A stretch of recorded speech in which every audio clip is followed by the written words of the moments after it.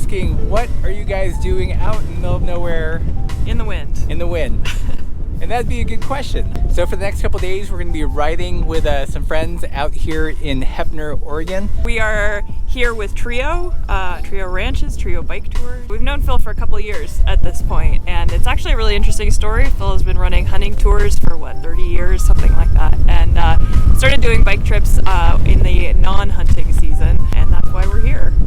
Ride some gravel. We're gonna meet up with some folks who are already riding. So we're gonna go down yonder and hopefully run into them and then ride back to the lodge, and we'll give you guys a tour and break down what's gonna happen the next couple days. Try not to get blown over.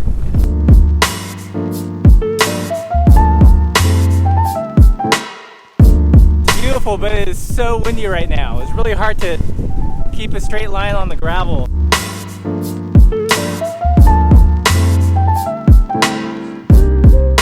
If you've never been to this part of Oregon, it's pretty magical out here.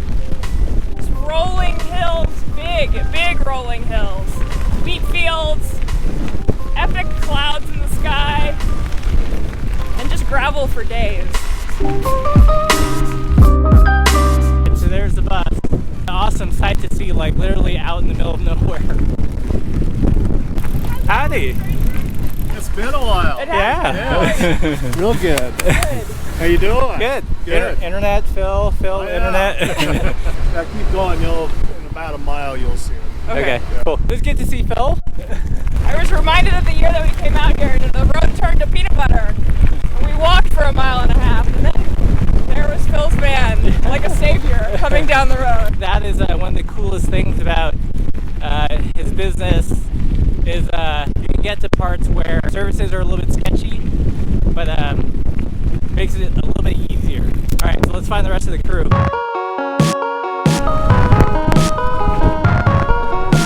How's it going?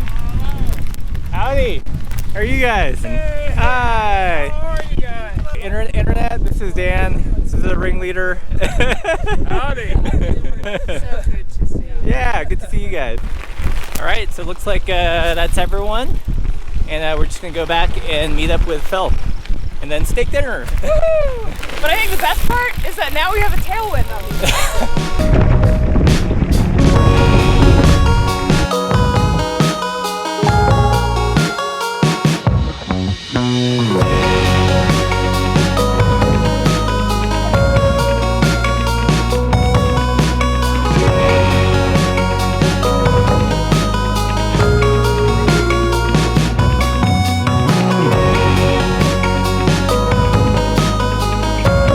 Doing some gravel grinding with the van. I'm trying to figure out the best way to get across without bottoming out the van.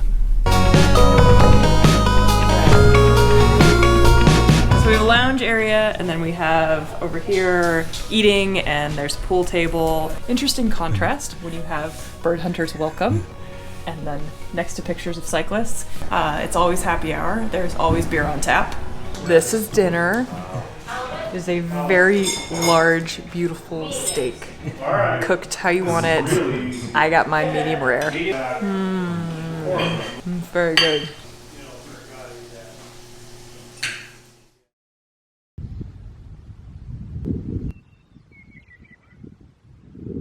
So what's in here? This is just. This is a It's where all the beer's at. I mean, I see lots of coolers. all the beer, all the lunch is here, and it's always a progression. When Phil first started, we did everything by fork mount, and now through axles came in and hydraulic brakes. So now it's all hooks and everything. Right, and so what we did is actually, if you go inside, there are flanges, and we have pipes going across, so we can do by saddle nose or by handlebars. Let's take a peek. So we have. Oh wow.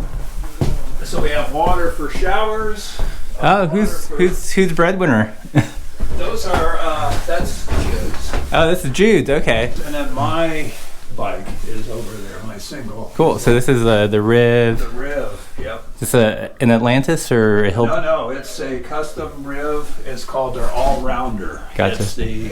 It's Grant's version of a mountain bike, and it's a perfect bike for out here.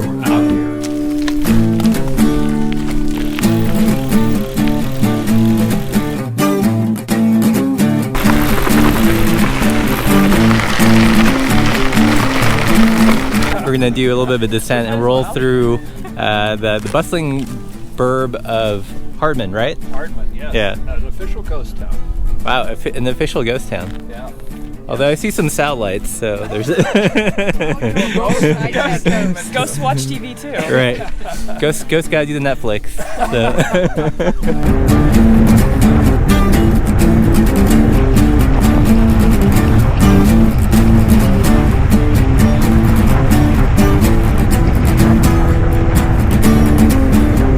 Had a pretty ripping descent out of Hardman. Nice big swooping curves. And now we're in this little valley here, the creek off to the side. All right, Dan, so where do we go from here? All right, we go a quarter mile up 207, and we make a left onto Sunflower Flat Road. That's a gravel stretch. That's the gravel stretch. But then we'll be up on the flats, and we will go from this ponderosa pine forest up into the wildflowers. I'm looking forward to the gravel. Get off the highway.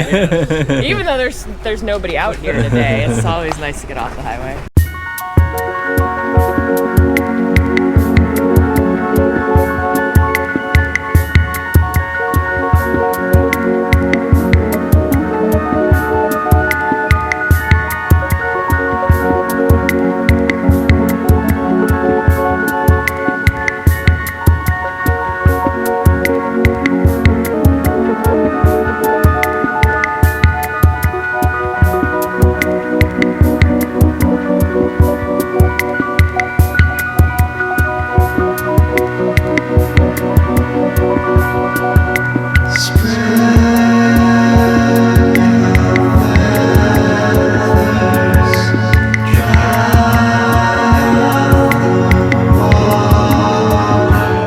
So this part we're kind of just cruising on a ridge, so it's undulating.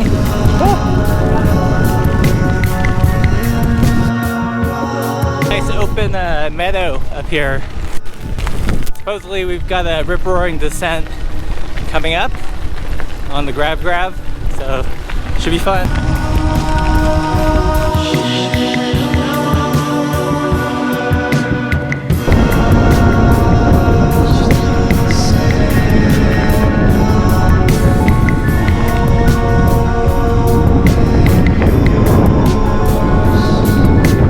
Last section has been so fast and swoopy, and the views are pretty amazing. Whoever built this road, they did a fantastic job. It is so beautiful. Woo. That last view back there blows compared to this one. I'm sorry that the sunflowers, at a lower elevation are out, so you get an impression of that whole top would be just yellow. I bet. But it's just too cold yet. Oh man, this is about as good as it gets. This is incredible. Should have brought the watercolors. Right?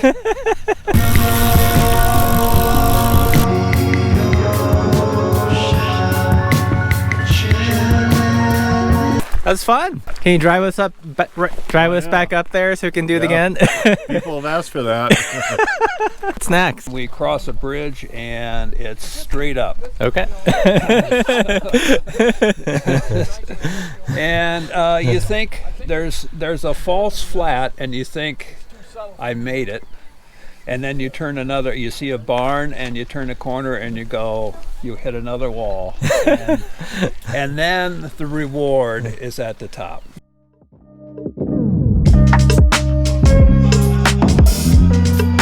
All right, so the climb has begun.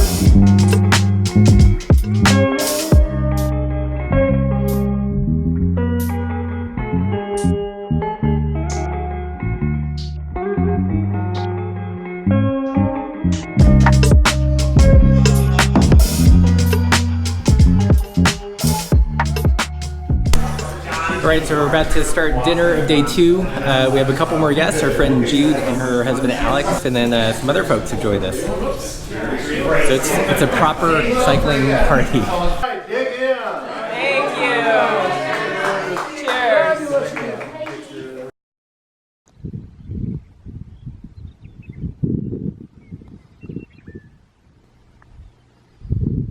It's Sunday, day 3, and today we're doing a route known as The Redemption Ride. It's so named because it was the ride that came the day after the mud fest that broke bikes several years ago. Yeah, so it's a pretty cool route. Mixed terrain once again. Should be beautiful. You're gonna have gears this time. That's what I'm planning on. They come in handy. Here's a breadwinner, sweet titanium 7. Oh my God! Look at it. It's working. I love it. Another pretty breadwinner.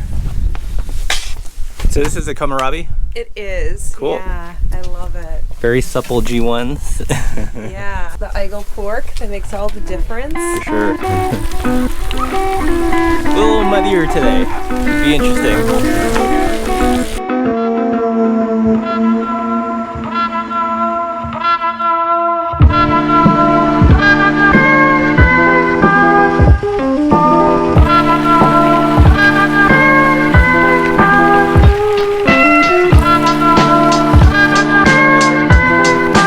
So today's route, the first part's kind of similar to yesterday, but then at a certain point, instead of going right, we go left, and then it gets pretty interesting with the climbing and the descent. So we're in a fork in the road. The ride yesterday we went off to the right, and today off to the left. And here come the pups. Pup packing. Hey, you. Pup packing. Treo Ranch Experience. New hashtag. So last time I did this ride, I shredded a rear derailleur and rode it single speed. And I missed out on the group photo because I wanted to get a head start. So we're gonna retake that fateful photo. You got the road in the background. Nice. Nice. Awesome. Get Thank that you.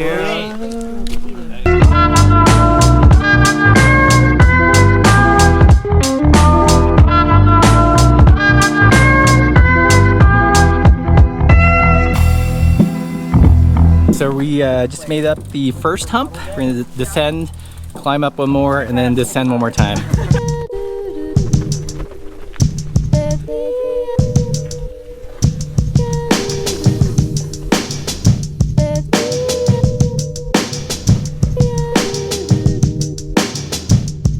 Fun little descent.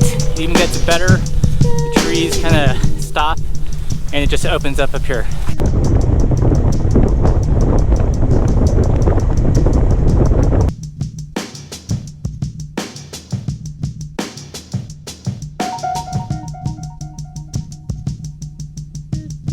I spent 3 months traveling through Patagonia, Uh-huh. and I just kept thinking this is the most beautiful place on earth, but not really knowing my own backyard. Right. And then realizing that my own backyard is just as breathtaking, if not more breathtaking. Yeah. And it's so accessible. So what do you think of this landscape? It's so incredible. Yeah. It's just bonkers. We're on top of the ridge. And such a huge change from just like a mile ago. It's crazy how the forest just ends. Yeah. And then all of a sudden you're in these gorgeous rolling fields. Yeah. Now for the rough stuff.